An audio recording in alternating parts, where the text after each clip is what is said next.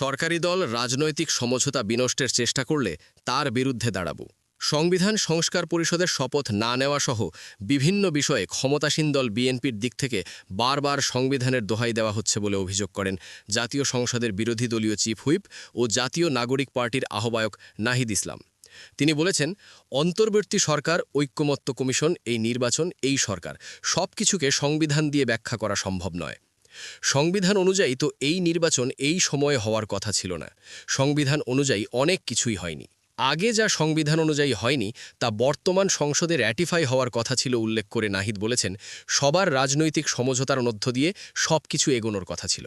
সেই সমঝোতা যদি সরকারি দল বিনষ্ট করার চেষ্টা করে তাহলে জনগণ তার বিরুদ্ধে দাঁড়াবে, আমরাও তার বিরুদ্ধে দাঁড়াব। আজ রোববার জাতীয় সংসদের প্রথম অধিবেশনের দ্বিতীয় দিনের বৈঠক শেষে সাংবাদিকদের প্রশ্নের জবাবে কথা বলেন বিরোধী দলীয় চিফ হুইপ ও এনসিপি প্রধান নাহিদ। এ সময় তিনি বলেন, সংসদ আমাদের কার্যক্রমের একটা জায়গা, রাজপথ বা রাজনৈতিক জায়গাটা আরেকটা জায়গা।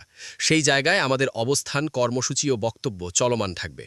নাহিদ বলেন, গণভোটের গণরায়ের পরও সরকারি দল সংবিধান সংস্কার পরিষদের শপথ নেয়নি। মনে হচ্ছে সংসদে এই বিষয়টিকে এড়িয়ে যাওয়ার এক ধরনের চেষ্টা হচ্ছে। আজকে আমরা তাদের বক্তব্য পাইনি। ঈদের পরে সংসদে আমরা তাদের চূড়ান্ত বক্তব্যটা শুনব যে তারা গণভোট মানে কি মানে না। এরপর আমরা আমাদের অবস্থান জানাব। আজ সংসদের বৈঠকে স্বরাষ্ট্রমন্ত্রী সালাউদ্দিন আহমেদের বক্তব্যে জুলাই সনদ সংবিধান সংস্কার আদেশ ২০২৫কে অবজ্ঞা করা হয়েছে বলে অভিযোগ করেন এনসিপির সংসদ সদস্য নাহিদ ইসলাম।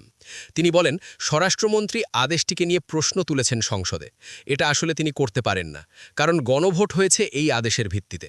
আপনি যদি গণভোট মানেন, গণভোটের রায় মানেন, তাহলে এই আদেশটাকেও মানতে হবে। সরকারি দলের প্রধান মাননীয় প্রধানমন্ত্রী গণভোটে হ্যাঁয়ের পক্ষে প্রচার করেছিলেন উল্লেখ করে নাহিদ ইসলাম বলেন, সরকারি দল থেকে আমরা এখনও কোনো স্পষ্ট জবাব পাইনি যে তারা গণভোটকে মানেন কি মানেন না। এই স্পষ্ট জবাবের পরে আমরা আমাদের চূড়ান্ত বক্তব্য বা কর্মসূচি দেব। স্বরাষ্ট্রমন্ত্রী আজ তার বক্তব্যে এও বলেছেন, আমরা যারা দুটি শপথ নিয়েছি সেখানে সংবিধান সংস্কার পরিষদের শপথটি অসাংবিধানিক।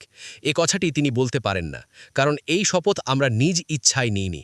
আমাদের নির্বাচন কমিশন থেকে চিঠি দেওয়া হয়েছে, ২৯৭ জন সংসদ সদস্যকেই চিঠি দেওয়া হয়েছিল।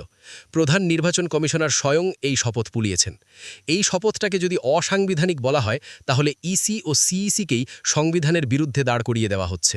সাংবিধানিক প্রতিষ্ঠানকেই অসাংবিধানিক বলা হচ্ছে।